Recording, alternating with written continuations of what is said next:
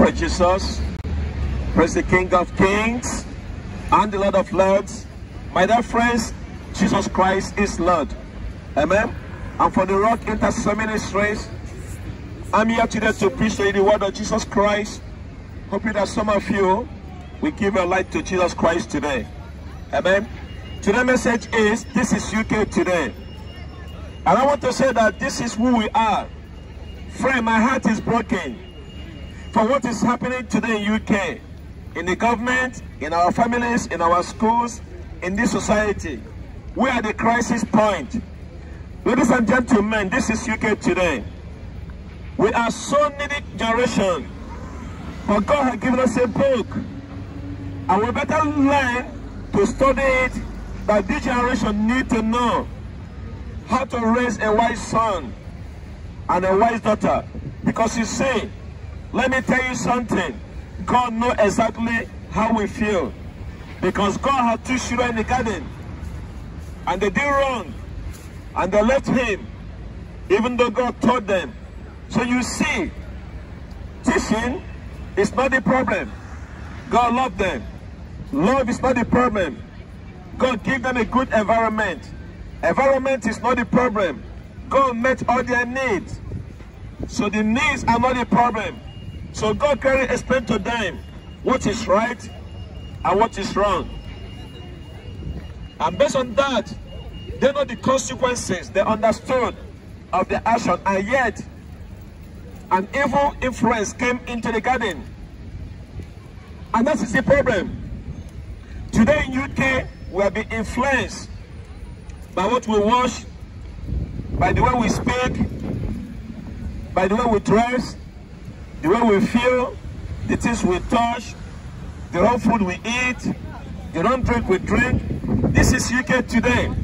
And just as our first parents, by their own choice, they choose to sin against the Father in heaven.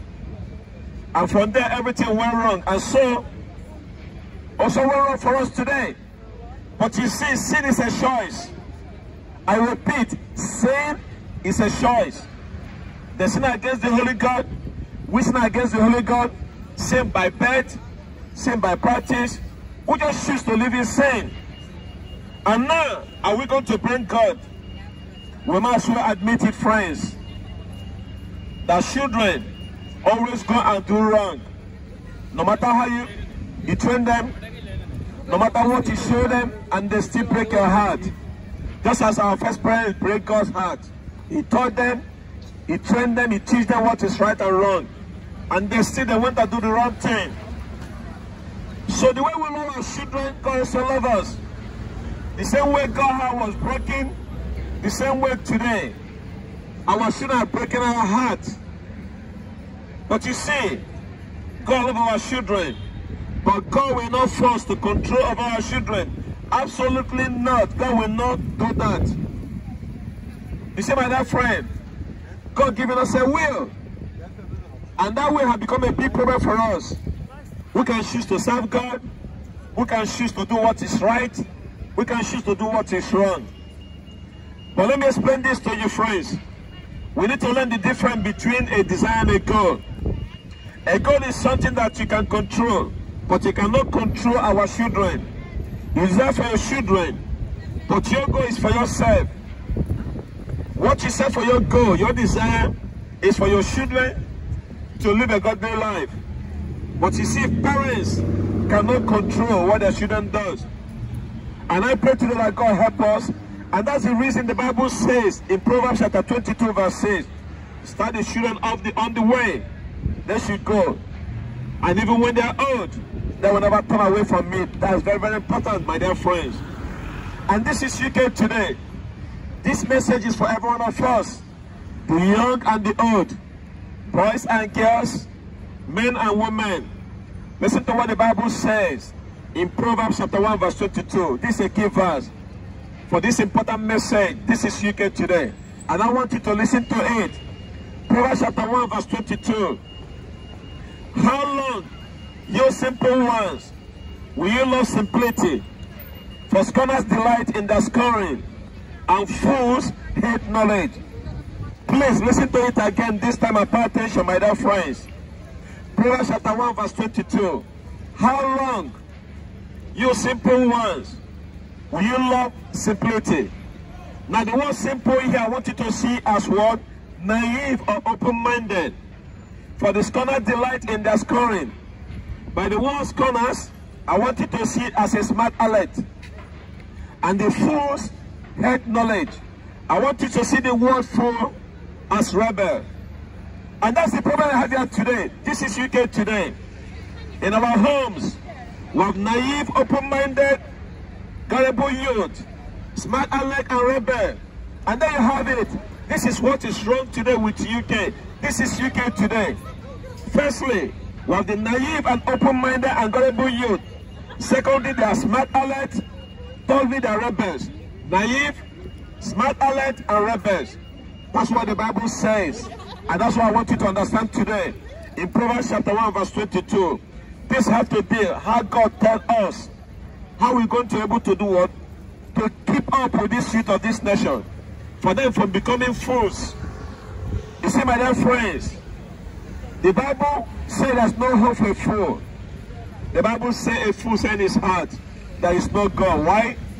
They are corrupt and they do honorable deeds.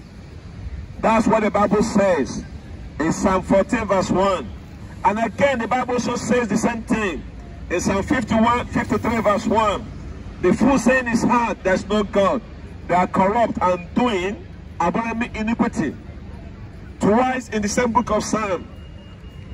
So today I have so many of us who may have a fool for a son or daughter. And if you do, my heart goes out to you. Probably you have lost that for a little while and you may never get them back.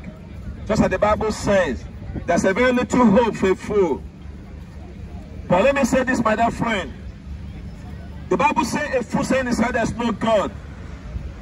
Now let me talk to you today. And I pray, my dear friend, there's a hope for a fool if you have one in your family. So now, the word fool, or let me talk about also the word scorner, and also the word simpleton. Now, I want you to see the word fool does not mean that these people do not have intelligence. This is not about their mental ability. It is about the simple, the scorner and the fool. The word here fool in Proverbs chapter 1 verse 22 does not mean that these people don't have mental ability. But it means their moral state. Their moral state, that's what the Bible calls a fool. A person who is devoid of spiritual understanding, has been hardened. Probably he will never understand. Now listen, friends. I want you to understand what the Bible says. How you can train your children and the way they should grow and not to become like fools. Because this is UK today. A fool is not born to be a fool. A fool is self-made fool. Probably have a lot of help. Maybe from the parents who have not treated their children the way they should grow, and they will not depart from it. Also probably from the community or from their friends. And we need to listen to what God says so that we need to be wise and how to raise a wise son and a wise daughter. Today, if you raise a wise son and a wise daughter, they will give you joy, great, great joy. So number one step, start early, begin early. Listen again, Proverbs chapter 1 verse 22, and you will see the progression. First of all, the simple, then the scorner, and then the fool. You don't have to wait for your son to be a fool or even a scorner before you begin early. The Bible says, train up your child in the way they should grow. And guess what? They will never depart from it. So now I want to talk to you today about the marks of what I call the naive. Because about the open-minded youth you have here today. This is UK today. This is UK today. The Bible says, the simple. First of all, I want you to say, Proverbs chapter 1 verse 22. It says that he loves simplicity. He loves his lifestyle. He loves it. In fact, he doesn't want any restrictions. He doesn't want anything to be put on him. He wants to be free. He wants to do what he wants to do. He wants to mate when he wants to mate. He wants to smoke when he wants to smoke. He wants to get drunk when he wants to drink. But who could blame him? If he lost simplicity because he lacked understanding, because he was not taught differently. But listen again what the Bible says. This time in Proverbs chapter 9 verse 4, speaking about the simple, and it says, whosoever is simple, let him turn here. For as him who lacks understanding, he does not have understanding. He didn't say, he didn't have intelligence.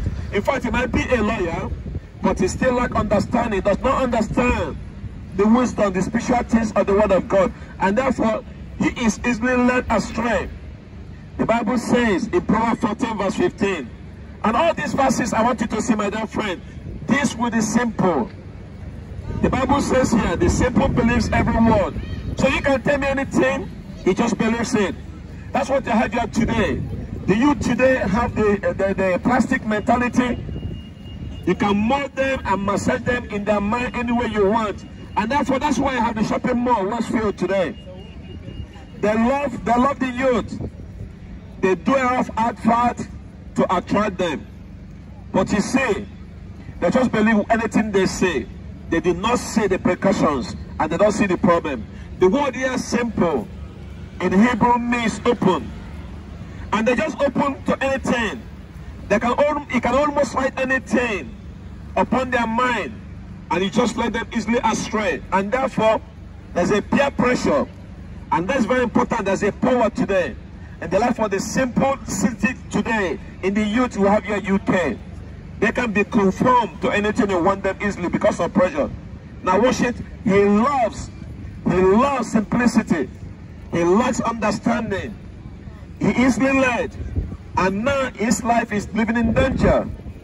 What's so dangerous thing that we are living today? This is UK today, because the Bible tells us in Proverbs chapter 22 verse 3, a prudent man, that is a wise man, foresees evil. The word here evil means danger, problem, and he hides himself. That means he take a cover. But the simple pass on. And watch this, the Bible said they are punished. So the youth today, they don't have the ability to understand how the devil is been using them and how they can get away from the tangle they are in. Unless you teach them, for them to see the danger that is around the world. I mean, put it in this way.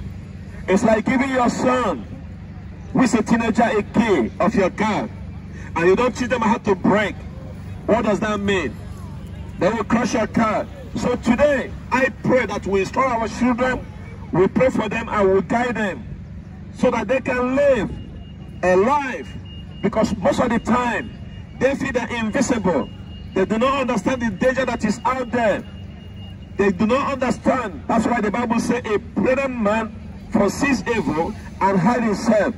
But not for the simpleton. Not for the simple. He does not understand. He never see what is the problem. And that's why I have to guide them. Because they have a big problem. And if they don't guide them, they will be punished. Because he loves simplicity. Does this remind you of your youth? Of course. Back then, we were all like them. And that's what the Bible calls simple. It does not mean they do not have a brain. But they have a brain, but they don't have to put the brain in gear. So my dear friend, I've talked to you right now about the simple and naive, open-minded, the youth to have here today. So friend, let me step on the step number 2. Because from simplicity, then he becomes a smart aleck. The Bible calls him a scholar. A scholar in the school, but they call him smart aleck. In business, they call him a cynic. University, they call him a mocker, a scoffer. But you see, the Bible is so very clear, my dear friend. We must train our children the way they should grow, and they will never depart from me. Now, according to the Proverbs chapter 1 verse 22, again it says, he delights in scoring. He just gets joy for scoring. So you see, he delights in scoring. He delights to the things that makes him to feel superior. But he does not understand what the Bible is speaking here. Because while he lacks instruction, he delights in scoring, he defies instruction. So in another way, he can't tell him anything that he will understand. The Bible says concerning this person, in Proverbs chapter 13 verse 1, a wise son heeds his father's instruction. Now watch it. But a scoffer does not listen to the reproof. So he's just a smart aleck. He just does anything that he does. He believes that he knows everything. He never take advice. You might as well speaking to the brick wall than talking to somebody like this, because he will just tune you out. So he feels wise in his own eye, but he's naive. He never listens. He only does what he delights in scorning. And not only that, he defies instructions. So my dear friend, Proverbs 15 verse 5 says this: a fool despises his father's instruction. So it is not bad enough that he delights in scorning, but bad enough as well he despises instruction. But actually, he despises the one who also tells him. If you correct a scorner, a smart alert, do you know what that happens? As soon as you open your mouth to talk to them, they brought your irises. Do you know why? They're telling you they hate your God. So they hate rebuke. And this is UK today. Rebuking the youth today is like insulting them. But it shouldn't be so. Because a scholar does not love one who corrects him. That's what the Bible says. So you need to be wise today. Listen to what the Bible says in Proverbs chapter 9 verse 7 to 8. And he who corrects a scoffer pays shame for himself. And he who rebukes a wicked man only harms himself. Now listen to this, verse 8. Do not correct a scoffer, lest he hate you. Rebuke a wise man, that's very important, and he will love you. So why did they despise the godly and the good? And I'll tell you why. Because they were so insulting your face. They despise the good and the godly. Do you know why? Because they are destined for destruction and damnation. The Bible said this in Proverbs 13 verse 1. A wise son heeds his father's instruction, but a scoffer does not listen to the rebuke. Well, what is the result of this? Of not hearing the rebuke? If you listen to what the Bible says in Proverbs 13 verse 13, he who despises the world will be destroyed. What does this mean? It means that many of us today, many youth today, many people today in UK, this is UK today, are laughing their way into hell. But when you laugh your way into hell, you cannot laugh your way out of faith. He's destined. He's destined for destruction. But he can't tell him anything. It's like pouring water on a rock. It's a smart alert. At one time, he was capable and naive and open-minded, but now, it's not that way anymore. And I pray today that UK, the youth of this society are not scholars, they're not smart alert. Because why? They will miss their way and they will not make it into the kingdom of God. So you see, there's the two things, and the Bible tells us there's a hope for the scholar and for the simple, but there's no hope for the fool. Now the loving, those who love scorning, they delight in their simplicity.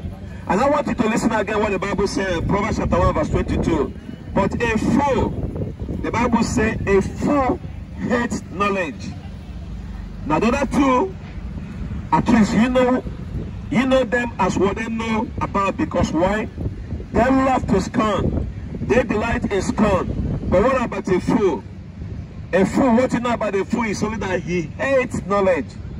Now if you hate knowledge, what that says about you, that means you reject wisdom. And if you reject wisdom, that means you reject what is good. Now this verse is a proof that shows this probably where in the whole Bible. In Proverbs chapter 1 verse 7.